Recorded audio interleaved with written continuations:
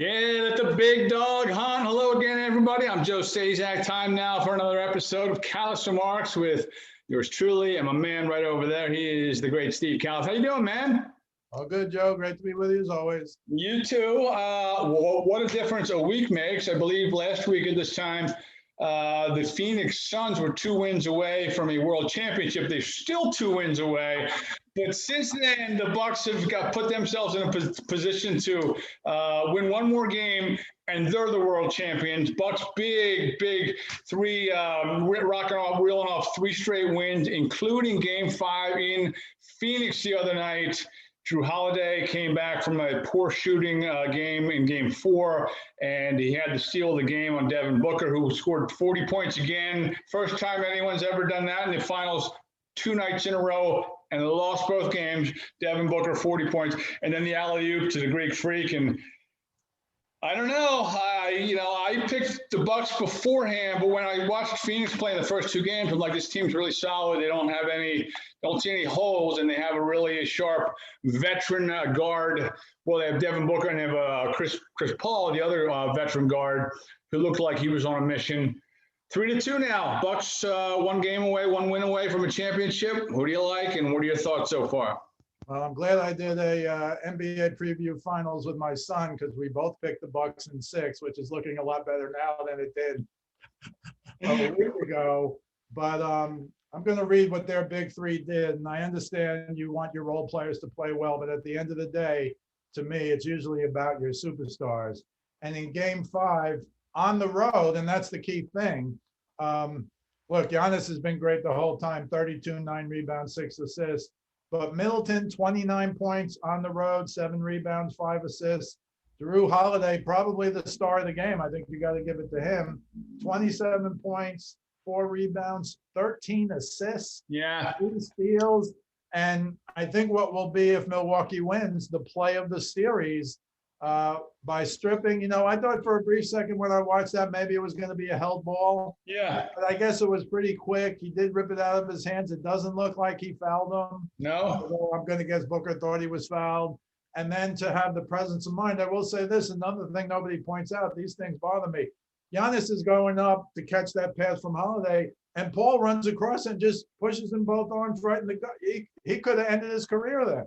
He could have come down wrong on that knee again and wrecked himself. Very dangerous. Not a word. And I understand Paul's trying to do whatever he can do to get him to the foul line. But once you dunk it, in fact, some people thought, and I'm not even against it, he should have just let him dunk it because then you're down 3 with the ball.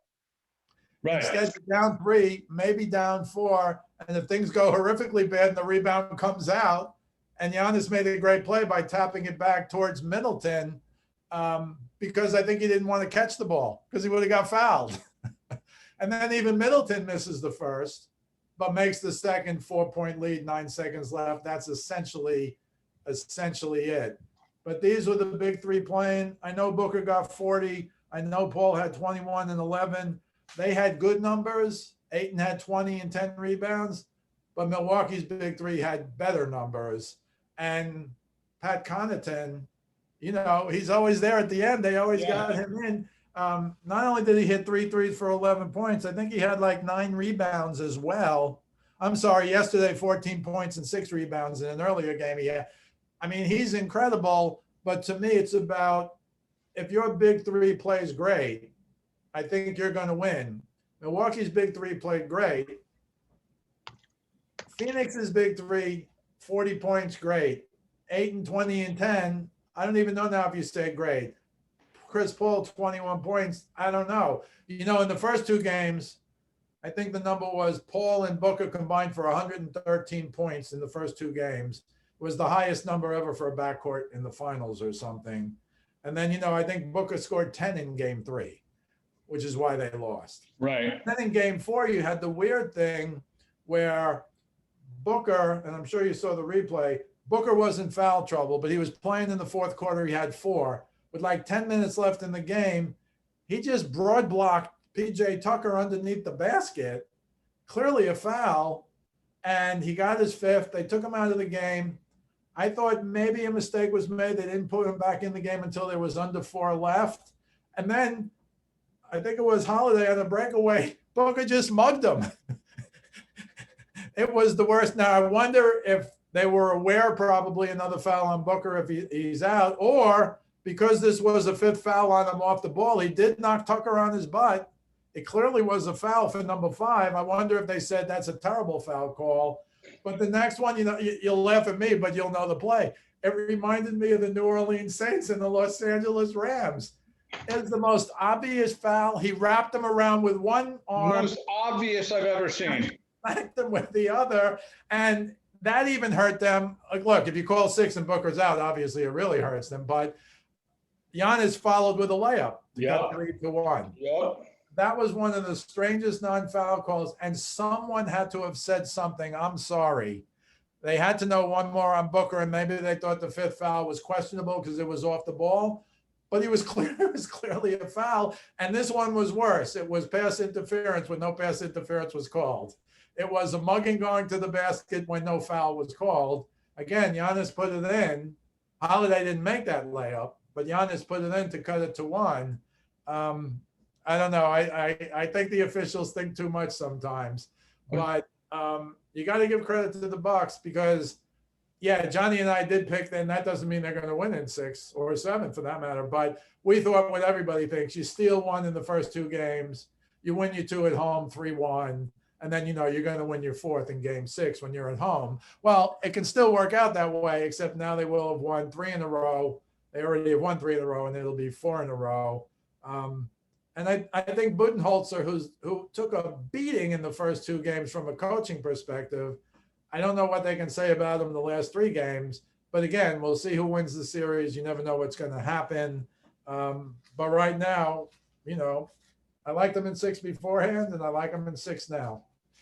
What I thought, and I think we'll look back on this because I think the Bucks are going to win the championship. But Game 4. I turned the game on. I'm with my daughter, and I'm telling her, explaining what's going on.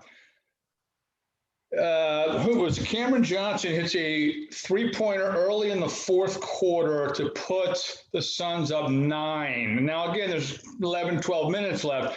9-point lead in the 4th quarter. This is a stranglehold game. It's not an elimination game, but it puts you on the brink, And then they also had a 5-point lead with like 6 minutes left.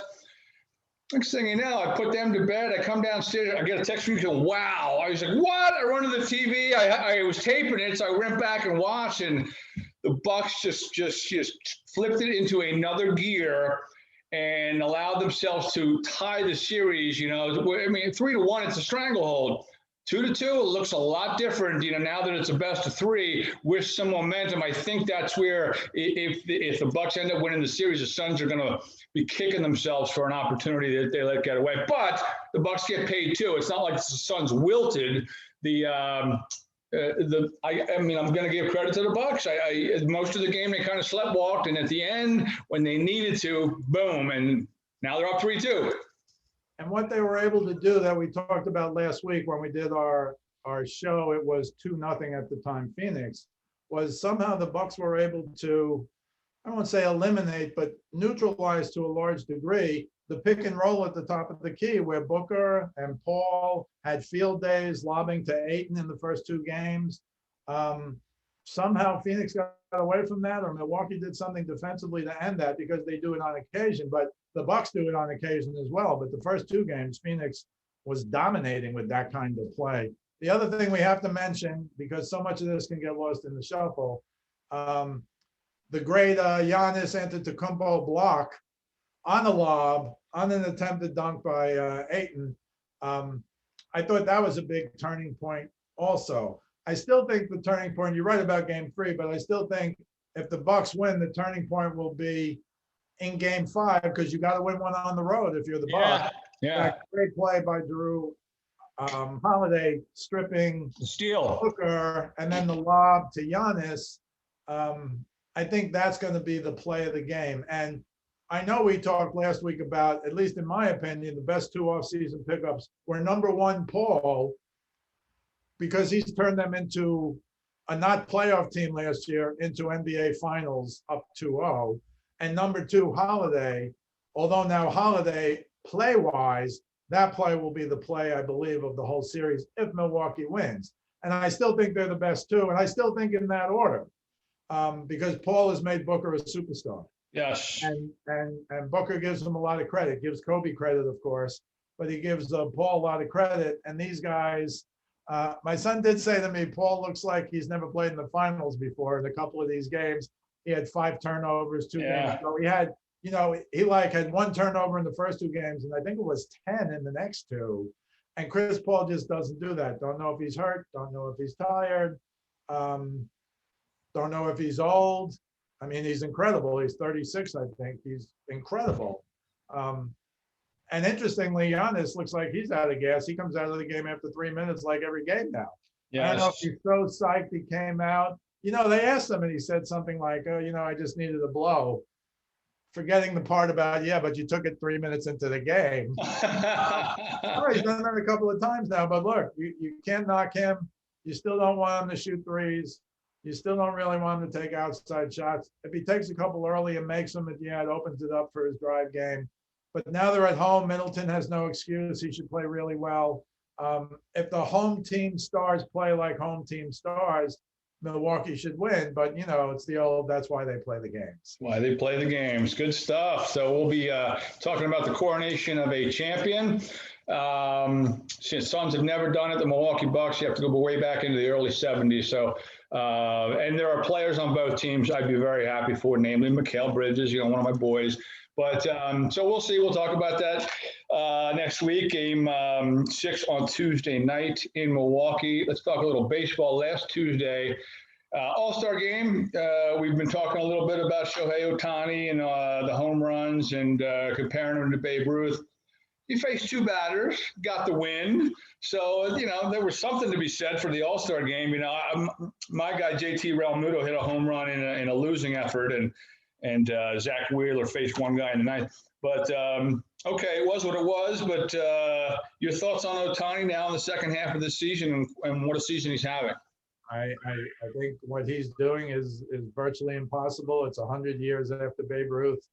I'm a little surprised now you have people actually writing articles that what Ohtani's doing is more impressive than what Ruth did. Oh, stop. I don't know if Ohtani's going to get into the Baseball Hall of Fame as a pitcher. Had Ruth kept pitching, I think he was like 96 and 34. Don't hold me to those numbers, but some incredible mark. Everybody's forgotten now. He threw 29 2/3 consecutive scoreless innings in the World Series. Wow. So if Ohtani goes out and throws 3 shutouts in a row in the World Series, then, let's talk. But that's not happening because he ain't pitching 3 complete game shutouts in the World Series. So I just think people kind of forget. And don't forget, as great as Ohtani is as a hitter, Ruth hit in multiple years more home runs than multiple teams. I think one year he hit more home runs than every other team except a team that played in Boston that played in like a bandbox. It was like the smallest field in the history of Major League Baseball. And he not only did it in 1920, if you tell me now the live ball era, people didn't hit home runs before that, all that is true. So maybe in 1920, but go look at his 1927 numbers when he hit 60 home runs. I still think even then he hit more than like 4 or 5 or 6 teams. I don't know the exact numbers, but I love Ohtani. As we said last week, you can't do that if you're an American player now. Because if you go into the minor leagues and you're a pitcher, you pitch, you don't hit. If you go into college in the U.S., if you're a superb hitter, but you're a pitcher, like I had a friend who went to North Carolina, he hit like .530 in high school. He was the section player of the year in Westchester where I was living. He never took an at-bat in college. So that's not going to happen, but there's reasons that's not going to happen. Sure. But still, Ohtani, it's incredible, but please, he's not Babe Ruth. No. He's great, but he's not Babe Ruth. And I've said before, Ruth is the greatest team player in the history of sports because he would have been a Hall of Fame pitcher. And he still held World Series records for decades. He won 3 World Series with the Red Sox as a pitcher.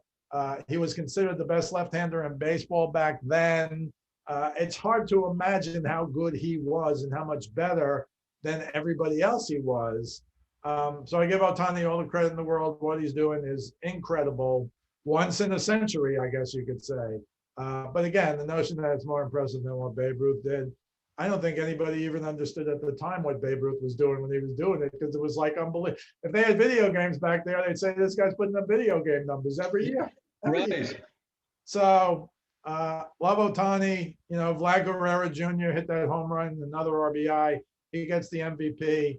The All-Star game ain't what it used to be because they really, really, really, you had starting players that went 5, 6, 7 innings. You had pitchers that went 4 or 5 innings. It was a big, big deal. It's still a big deal, but not quite the same. And I'll just throw in my usual home run derby. Are those balls juiced? I don't know still. There was a big, about 5 years ago, that the balls were juiced. And I don't know, it's like the 3-point shooting contest. I'm not against these things, but what do they really, really prove? To me, not a whole lot. Pete Alonso, 2 in a row, good for him. Apparently Griffey's Jr. is the only guy with 3, so I assume he'll be back. And Ohtani said, yeah, I'll be back next year. And look, good for these guys. It's entertainment, but I'm sorry, Joe, that's all it is it's entertainment. That's all it is, my friend. That's all it is. Garrett Cole, I want to talk to you about him a little bit. Had won a complete game, 129 pitches last week against the Astros. And it's funny, the Yankees are 3 games over 500 going into today and like 8 games behind the Sox, where the Phillies are 500 and 2 games behind the Mets. Like, obviously the AL East with Tampa, you throw them in the mix, a lot better than the NL East. But your thoughts on Garrett Cole? Quite the pickup against his old team. Yeah, well, that was the first time he faced them. He got the big money from the Yankees, but he pitched a complete game, 1-0 victory, 129 pitches. And I understand today we go gaga over that, once upon a time was routine or almost routine. But hey, I give him all the credit in the world, but I saw an interesting stat. This game was on Fox. And the stat they put up that I've never seen put up before, maybe I missed it, but they put up Garrett Cole, the batting average against Garrett Cole, first time through the order, second time through the order, third time through the order, because third time through the order with Cole was like, I think in the 7th inning, maybe even the 6th inning. And they put up these numbers. First time against Garrett Cole, other opposing batters hit 267. Second time through, they hit 184. Third time through, which I've never seen before, they hit 163. So, I thought Boone came out to take him out of the game, and Cole was like yelling at him, I'm not leaving, leave me in here. And he almost had to do it. I don't know if it's Pedro Martinez in the World Series. That backfired. Yeah. But Cole, to his credit, got the job done, 1-0. I think Judge hit a homer. I think that was the only run. But I do want to mention one minor negative, not knocking Cole. But the other night, the Red Sox had beaten them like, 6 or 7 games in a row. But the other night, Cole, there was a rain out after 6 innings, so it was a complete game, an official game. Yankees 3, Red Sox 1, first time the Yankees had beaten the Red Sox all year. And Cole now gets credit for a complete game. Now, I gave you my grief on Bumgarner not getting a no-hitter on a complete game, 7-inning rules of baseball. But now everyone's saying, oh, Garrett Cole, the first Yankee since CC Sabathia in 2010 to pitch back-to-back complete games. And yes, he pitched back-to-back complete games, but you got to say, this game got rained out after 6 innings. I'm sorry. The joke about Bumgarner, remember, he gets a complete game. He gets a shutout. But for some reason, he doesn't get a no-hitter because the rules say you have to pitch 9 innings. Yeah, but that's before the rules said this year and last year we're going to have 7-inning doubleheaders. So there always needs to be like asterisks and explanations in this stuff. But again, I take nothing away from Cole. The one other guy I wanted to mention, let me mention briefly the Astros, just briefly. So apparently when Judge hit the home run, he closed his thing. He was mocking Altuve. People remember when Altuve hit that home run and there were rumors he had a buzzer, and he closed his shirt as he was coming around to finish the home run where everyone was going nuts. And Altuve, after the game, desperate for an explanation, said, oh, yeah, I have an ugly tattoo there. I didn't want my wife to see it yet, or it wasn't complete, or whatever the heck he said. Well, nobody said the other day, Altuve hits a walk-off the day after the Garrett Cole game. He hits a 3-run homer in the bottom of the 9th, wins the game by a run. And as he's coming home, they throw stuff on him. They go nuts on him. They rip his shirt off. And he's bare-chested. He has no hair. He's got no tattoo. He's got no nothing. And I want to know how come somebody didn't write an article, where's the tattoo? And put up the day he closed his shirt versus the other day when he opened his shirt. I just don't understand that stuff. And So bad. my final baseball more interesting thing is, so Pablo Lopez, a pitcher for the Marlins, on July 2nd, I think it was, he hit Acuna of Atlanta on the first pitch. And Yes. because there had been a history between the teams having nothing to do with Pablo Lopez, and according to the reports, he looked downtrodden. The umps did not immediately throw him out. The Atlanta manager came out and complained. The umps met, and they threw him out of the game after one pitch. And then, Stottlemyre Jr., the pitching coach for the Marlins, Mattingly, they came out and argued. They all got tossed. And after the game, the home plate umpire said, yeah, we thought he was throwing at him, so we threw him out. Yeah, except you didn't think he was throwing at him after he hit him because you didn't throw him out right away. In any event, Pablo Lopez last Sunday, and we're taping this late on a Sunday afternoon because we wanted to have Game 5 in our video here. But last Sunday, Pablo Lopez against the Atlanta Braves, without Acuna in the lineup, right? He was out for the season like a day or two before. He struck out the first 9 batters he faced, and that's the first time it's ever happened in the history of modern day baseball, which dates back to 1900. So this guy struck out 9 in a row. Of course, the record is 10. Tom Seaver and what? Was it your guy, Aaron Nola, who did 10 this year? Yes. 10 in a row? Only 2 guys ever to do it. But interesting, Lopez pitched 6 innings. After 3 innings, he had 9 strikeouts, never been done before. After 6 innings, he had 9 strikeouts. But he did get the win. And then I just read today he's on the injured list now. Something happened. He's got some arm issue or something. I think it's an arm issue. But very interesting to me, thrown in after 1 pitch against the same team. A few weeks later, he strikes out the first 9 guys he faces. That's incredible. Yeah. That's why I love sports, man. It's a great reality show. One thing I wanted to talk about before we wrap, we didn't talk about this in pre-production, but I know you'll have some thoughts on it, and it's kind of germane to what we've been talking about over the last couple of weeks, but the Seattle Kraken will take some cracks at some of these unprotected guys on Wednesday in the NHL expansion draft. Carey Price, your guy has been left unprotected. I would think Ron Francis, Hall of Fame, he's the GM now, I would think he'd try to model their process over what Las Vegas did a couple years ago, because they've been right in the mix ever since. And their first pick was Marc-Andre Fleury, the goaltender, who you said that's what they should do. Here's the situation. I know that Alex Ovechkin has been, I believe, left unprotected, but I think there's something with that he's not going anywhere. But or maybe they only have $81 million in cap money, and Carey Price will cost you 10. Ovi probably cost you a ton. They obviously have to spread it out. What are your thoughts on those 2 guys unprotected? Well, I think I'm taking Price. The goalie is the key. Yeah. I think Price is a little older than Fleury was. Price obviously doesn't have a Stanley Cup, but he's considered, I think, along with Lundqvist, to be the 2 greatest goalies without. He stood on his head in the first 3 rounds of the playoffs this year, beating a Maple Leafs team that I thought was much better than the Canadiens. Not better, but much better, including 2 overtime games where he was unconscious. It was unbelievable. Yeah. Although I think he's 33 or 4 now, I want to say. But, goalies in hockey and the way it is now with nutrition and everything, I would look at him as having 3 more solid years. I think they're just taking a gamble that Seattle can't afford to take the cap hit. But much like with Fleury, to me, you have instant credibility.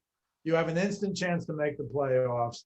The goalie might be, I know people will argue quarterback. I know people will argue maybe your starting pitcher, although not as much as it once was. But I think goalie is one of the most, if not the most, important positions in sport, because I'll say it again, in my opinion, there's no great basketball player that's going to lead the 16th best team in the playoffs to the NBA Finals. Carey Price just did that with the Montreal Canadiens. Now, the Canadiens are looking up. They're a good young team.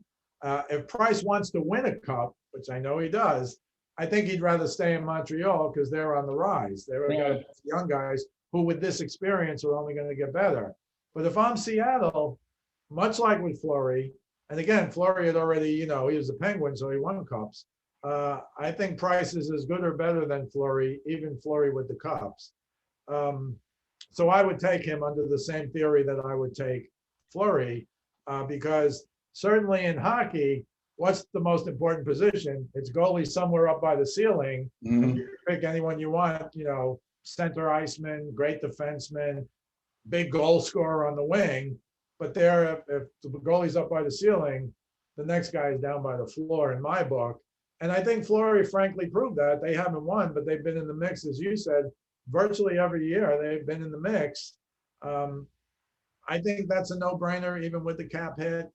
But we'll see what Seattle thinks. And I think Price will be unhappy. I wonder if there was any conversation. How can you not protect me? Right. And I don't know what. So take Price gets taken. I say next year the Canadians have no chance to win the cup. None. Zero. Yeah. They don't have the goalie that's going to step in and bring the number 16 in point seed to the Stanley Cup Finals. It's a big chunk of the 81 and some right. change they have to play with. So, but it's going to be interesting. Alex Ovechkin, I just found out he's an unrestricted free agent, so he can sign with anyone, even if they.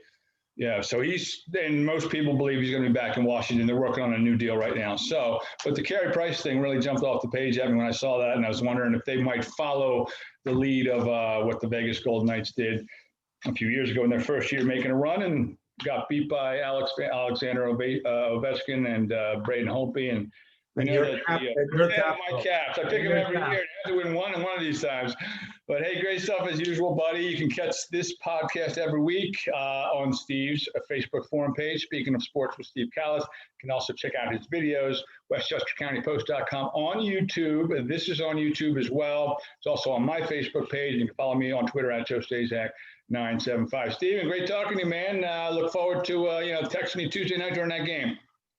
Always a pleasure, Joe. You too. All right. Appreciate it, folks. Have a great week, everybody, and we'll talk to you next week.